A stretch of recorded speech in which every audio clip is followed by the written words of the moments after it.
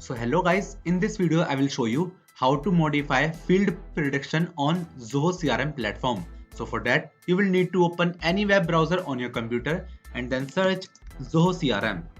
Now select the first website, log into your account right here. Now select this profile icon and select access Zoho CRM.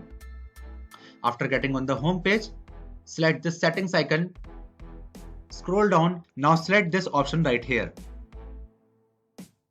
Now select your field prediction that you want to modify. Now put your cursor on that field prediction and now select its three-dot button. Now you can see this edit button right here. Now select it and now you can modify any changes in your prediction right here. And after doing the changes, just select this update button right here and then you can successfully modify your prediction according to yourself. So that's how you guys do it, and that's it for the video guys. If you find this video helpful, then make sure to share it with your friends and also subscribe to our channel for more such videos. And thanks for watching.